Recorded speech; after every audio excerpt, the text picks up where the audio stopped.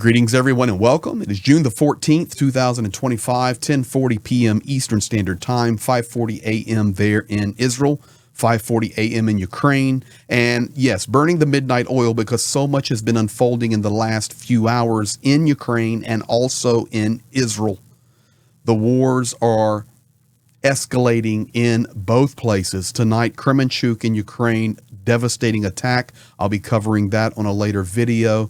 Tonight, we're going to focus on Israel and Iran because hypersonic missiles are now being used by Iran and they are having a devastating impact on Israel. Massive strikes have happened tonight. We also have confirmation that China has put forward their viewpoint and where they're standing. And I've got something to show you about it looks like China is already helping Iran. Additionally, Russia making their joint statement and United States having pressure put on it by Israel and maybe some other players.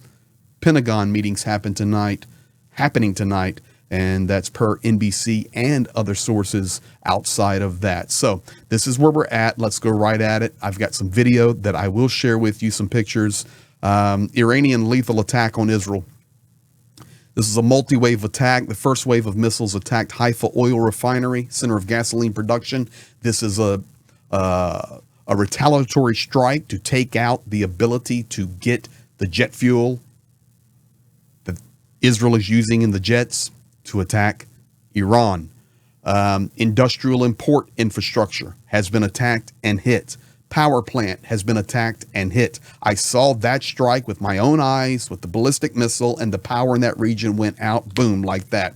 Inner city Tel Aviv, row of residential buildings have been hit. I'll show you a picture of that. The Weizmann Institute of Science, that is very prestigious institution there in Israel. That is a retaliatory strike. Iran has already said that is a retaliation for you striking at our education system, our scientists, our physicists, those that are involved in our nuclear programs.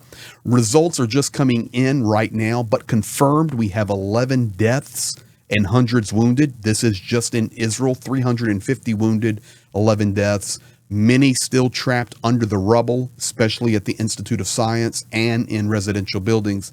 It's a big attack, and we're going to see a new day tomorrow.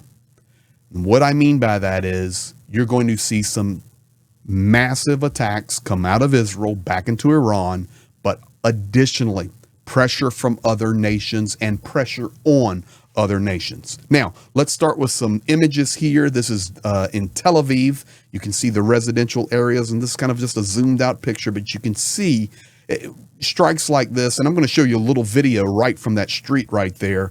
There's many people wounded. I've got enough experience with this in Ukraine. When you see strikes like this, even with bomb shelters, there's a lot of people wounded. And these numbers are going to go up. But let's start here. This is actually video taken from Lebanon. Some guys are watching as the attack from Iran is coming into Israel. So this is what the sky looks like. And they are looking off the ridge down toward Haifa. And Haifa was hit very hard tonight. You can see Iron Dome taking out some, and then others, they're getting to the ground. And that, guys, is Shaheeds, and that is just standard missiles. Then the hypersonics would come in behind them, and they were unstoppable. It was just they're in the air, they're on the ground, and the devastation is done. On a live, I don't mind showing that, but on pre-recordeds where it seems YouTube kind of hits it so much harder, with the content check, I don't want to risk anything that I can't get the information out to you guys, but trust me, it's devastating. This is the view from the street level. This is in downtown Tel Aviv, residential section. So, I mean, you see, guys, I mean, there's people everywhere. So we have a lot of damage. We have a lot of destruction. We have a lot of wounded and killed tonight in Israel, and they're going to respond heavily. Now, in Haifa, which was struck very hard, and that's where some of the video images I was showing you, there is a famous tunnel there that you drive through a mountain, and I've been there. I've been through that tunnel multiple times, and when the attacks were coming in, the Israelis were parked under that tunnel. I just want to show you some culture there. Instead of just staying in their cars, they jump out and start singing. Here's during the attack.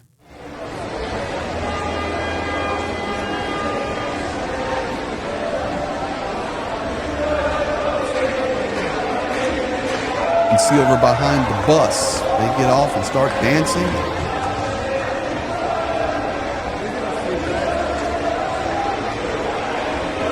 And you can see here, this is a lot of Orthodox Jews. You can tell by their dress, of course.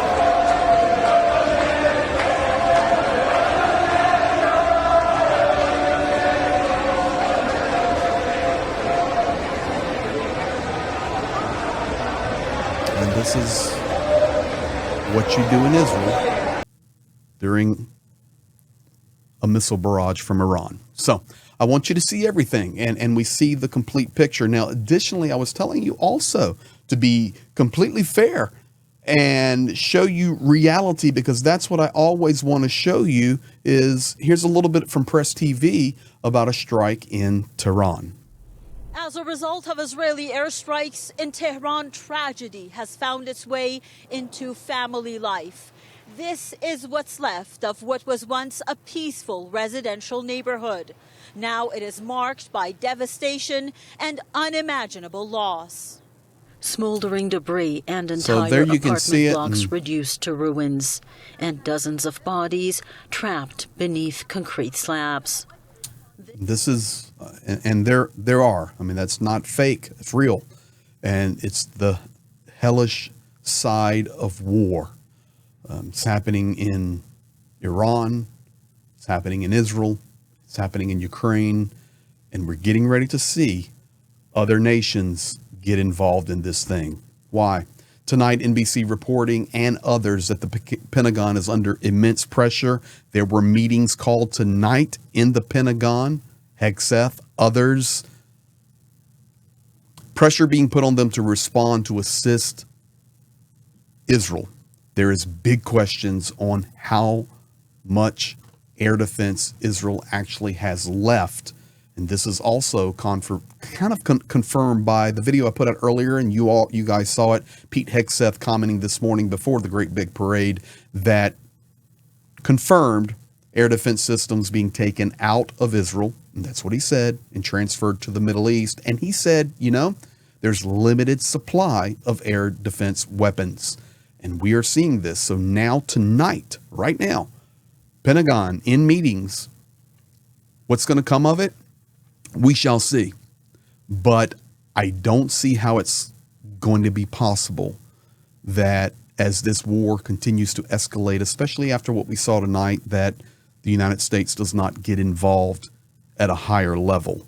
I know that Israel wants American planes in the air helping them, but we will see. We know we've seen all the battle groups of the United States Navy moving into the Persian Gulf, moving into the Mediterranean Sea closer. Everything is just compacting there, guys, and it's extremely volatile time right now. China getting involved. This is from Flight Radar a couple of hours ago. There was a cargo plane from China flying to Iran. And I want to confirm for you that once they got to this place, and you can see, well, up there it's saying Xinjiang going to Luxembourg, but it wasn't going to Luxembourg. It came through Iran, and when it got to this point, it turned the transponder off. So the assumption is, because of historical precedents, it's my text over there, a cargo plane from China flies to Iran.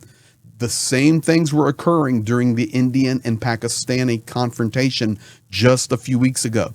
China promptly delivered military supplies to Pakistan, in particular air-to-air missiles, which proved highly effective during the war. China and Iran, you may or may not know this, have a 25-year strategic cooperation agreement. Who else has a strategic cooperation agreement? Russia and Iran. They're not going to break these agreements. We talked about that earlier today. Of course, Vladimir Putin says he'll negotiate peace between Iran and Israel and help Donald Trump out. Why? Because he can then ask for the sanctions to be lifted so he can continue to wage war and level Ukraine. It's all connected.